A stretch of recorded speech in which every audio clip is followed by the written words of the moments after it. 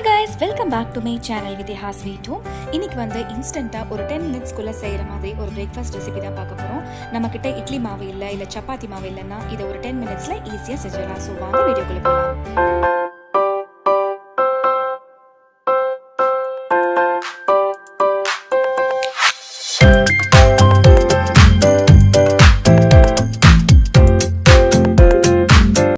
First மாவு இல்லைங்கிறதுனால நம்மளுக்கு வந்து பேசிக்காக நம்ம என்ன எடுத்துக்க போகிறோம் பார்த்தீங்கன்னா ரஸ்க்கு தான் எடுத்துக்க போகிறோம்.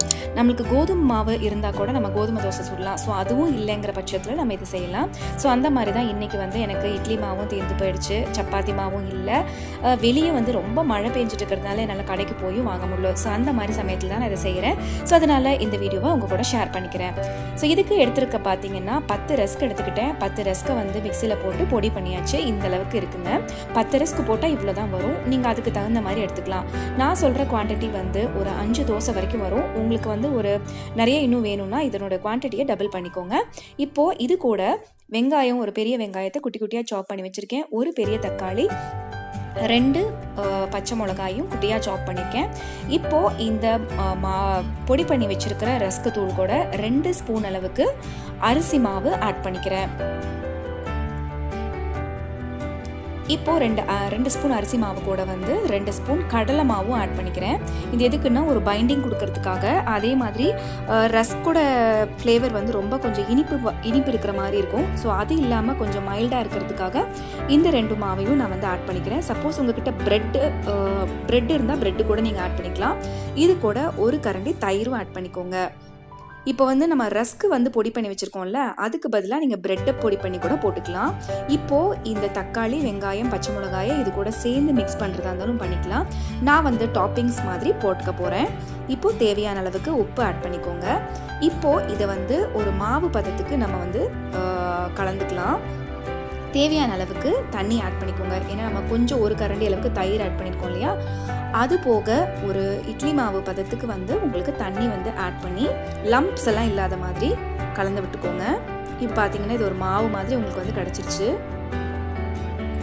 இது ரொம்ப ரொம்ப டேஸ்டியாக இருக்குங்க. கண்டிப்பாக செஞ்சு பாருங்கள். கிட்ஸ் ரொம்ப லைக் பண்ணுவாங்க. நீங்கள் இதை வந்து லஞ்ச் பாக்ஸ் ரெசிபியாக கூட நீங்கள் வந்து ஃபாஸ்ட்டாக உங்களுக்கு வேணுங்கிற இதில் செஞ்சுக்கலாம். இப்போது நான் ஒரு தோசைக்கல், இரும்பு கல் வச்சுருக்கேன். இது ஹீட் ஆனவுடனே நான் கொஞ்சமாக எண்ணெய் விட்டுக்கிறேன். நான்ஸ்டிக் வச்சிங்கன்னா நீங்கள் ஒன்றும் வந்து தடவை தேவையில்லை. இது இரும்பு கல் அப்படிங்கிறதுனால கொஞ்சமாக எண்ணெய் விட்டுக்கிறேன். அப்போ தான் வந்து உங்களுக்கு வந்து எடுக்கிறதுக்கு வரும். இதை ஸ்ப்ரெட் பண்ணி விட்டுக்கோங்க. இது கொஞ்சம் காயட்டும். காஞ்ச உடனே 2 கரண்டி மாவு விட்டுக்கோங்க. யூஸ்வலாக நம்ம தோசைக்கு விடுற மாதிரியே. ஆனால் ரொம்ப லேசாக தேய்ச்சிடாதீங்க. ஊத்தப்பம் மாதிரி வந்து ஊற்றிக்கோங்க. லேசாக தேய்ச்சிங்கன்னா உங்களுக்கு வந்து எடுக்கிறதுக்கு வராது. இப்போது நம்மளுக்கு வந்து டாப்பிங்ஸாக நம்ம என்ன வேணாலும் ஆட் பண்ணிக்கலாம். இப்போ நான் வந்து வெங்காயம், பச்சை மிளகா, தக்காளி கட் பண்ணி வச்சுருக்கேன்ல, அதை வந்து நான் இதில் டாப்பிங்ஸாக போட்டுக்கிறேன். இல்லை உங்களுக்கு வந்து வெஜிடபிள்ஸ் ஏதாவது ஆட் பண்ணணுன்னா கூட நம்ம வந்து ஆட் பண்ணிக்கலாம். கருவேப்பிலை, கொத்தமல்லி என்ன வேணாலும் நம்ம இது கூட ஆட் பண்ணிக்கலாம். பார்த்தீங்கன்னா லைட்டாக ஒரு பீஸா ஸ்டைலில் இருக்குது. ஸோ கிட்ஸ் வந்து ரொம்ப லைக் பண்ணுவாங்க. பச்சை மிளகா வேண்டாம் அப்படின்னு நீங்கள் நினச்சிங்கன்னா இந்த விதையெல்லாம் எடுத்துகிட்டு வெறும் அந்த க்ரீன் கலரை மட்டும் போடுங்க. பார்க்குறதுக்கு அழகாக இருக்கும், பட் காரம் இல்லாமல் இருக்கும். இப்போது நெய் இல்லைன்னா எண்ணெய் விட்டு இதை நம்ம வந்து வேக வச்சு எடுத்துக்கலாம்.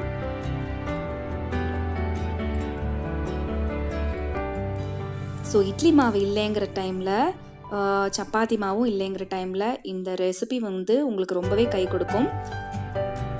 எல்லா இடத்துலையும் மழை பெஞ்சிட்ருக்கு இல்லையா, ஸோ அதனால் என்னால் வந்து வாங்க முடியல போயிட்டு. அதனால தான் இந்த பிரேக்ஃபாஸ்ட்டே நான் ப்ரிப்பேர் பண்ணிகிட்ருக்கேன். சூப்பராக மழை பெய்யுதுங்க கோயம்புத்தூரில். ரொம்ப ரொம்ப என்ஜாய் பண்ணலாம் இந்த கிளைமேட்டை. ஸோ சூடாக இந்த தோசையோட என்னோடய மார்னிங் பிரேக்ஃபாஸ்ட்டு நான் வந்து செஞ்சுருக்கேன். ஸோ பார்த்தீங்கன்னா சூப்பராக இருக்குது பாருங்கள். இந்த தக்காளி இந்த எல்லாமே வந்து டோஸ்ட் ஆகிருக்கு. அவ்வளோதான், நம்மளுடைய பிரேக்ஃபாஸ்ட் வந்து ரெடி ஆகிடுச்சு. இதை நம்ம எந்த சட்னியும் இல்லாமல் அப்படியே சாப்பிட்லாம். சப்போஸ் உங்களுக்கு வந்து ஏதாவது வேணும்னாலும் உங்களுக்கு வந்து குழம்பு இல்லைன்னா எந்த சட்னி கூட வேணாலும் இந்த காம்பினேஷன் ரொம்பவே நல்லாயிருக்கும். ஸோ இந்த ரெசிபி உங்களுக்கு ரொம்பவே பிடிச்சிருக்கும்னு நான் நினைக்கிறேன். இந்த ரெசிபி உங்களுக்கு பிடிச்சிருந்ததுன்னா இதை உங்கள் ஃப்ரெண்ட்ஸ்க்கும் ஃபேமிலிக்கும் ஷேர் பண்ணுங்கள். நம்ம சேனலுக்கு சப்ஸ்கிரைப் பண்ணிக்கோங்க. கூடவே இருக்கிற அந்த லைக் பட்டனையும் கிளிக் பண்ணிக்கோங்க. தேங்க்ஸ் ஃபார் வாட்சிங்.